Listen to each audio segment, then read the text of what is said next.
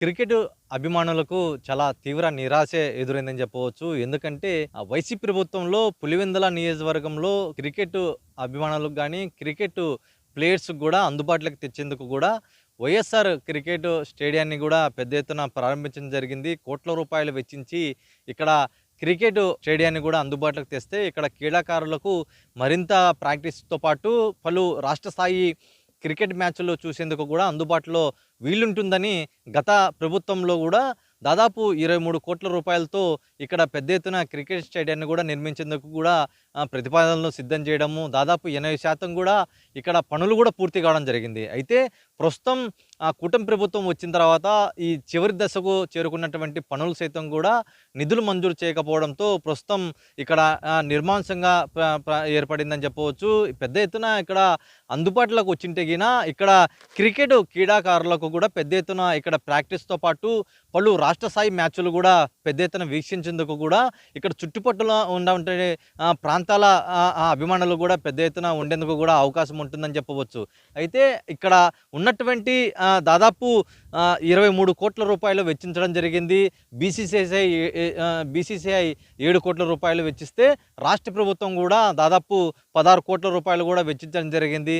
పెద్ద ఎత్తున ఇక్కడ ప్రతిపాదనలు చేసినప్పటికీ ఇక్కడ పూర్తి స్థాయిలో కూడా ఇక్కడ ఉన్నటువంటి పనులు కూడా పెద్ద ఎత్తున కూడా కాకపోవడంతో ఇక్కడ పెద్ద ఎత్తున అభిమానులు కానీ, పులివెందుల నియోజకవర్గ ప్రజలు కూడా చాలా తీవ్ర నిరాశగా ఉన్నట్టు తెలుస్తుంది. ఇక్కడ చాలామంది క్రీడాకారులు కూడా వెలుగులోకి వచ్చే అవకాశం ఉంటుంది. అయితే ప్రస్తుతం రాష్ట్ర ప్రభుత్వం ఇక్కడ ఉన్నటువంటి పెద్ద ఎత్తున ప్రతిపాదనలు సిద్ధం చేసినప్పటికీ చివరి దశకు చేరుకున్నటువంటి ఈ క్రికెట్ స్టేడియాన్ని కూడా కూటమి ప్రభుత్వంలో ఎటువంటి అనుమతులు స్పీడప్ చేయకపోవడంతోనే నిర్మానుష్యంగా ఏర్పడిందని చెప్పవచ్చు. ఇక్కడ ఉన్నటువంటి ప్రాంతాల వారీగా ఇక్కడ అభిమానులు సైతం కూడా ఎక్కువ మంది క్రికెట్ వీక్షకులు కూడా పెద్ద ఎత్తున ఇక్కడ సంబంధించినటువంటి పెద్ద ఎత్తున ఉన్నట్టు తెలుస్తుంది. అయితే ఎంత మాత్రం ఇక్కడ ఎందుకు నిర్లక్ష్యం వైఖరికి సంబంధించినటువంటి ఇక్కడ ఉన్నారు అనేది కూడా తెలుస్తూ వస్తుంది. అయితే ప్రస్తుతం ఉన్నటువంటి పరిస్థితులలో ఇక్కడ పూర్తి స్థాయిలో అందుబాటులోకి వస్తగిన క్రికెట్ అభిమానులతో పాటు నియోజకవర్గ ప్రజలు కూడా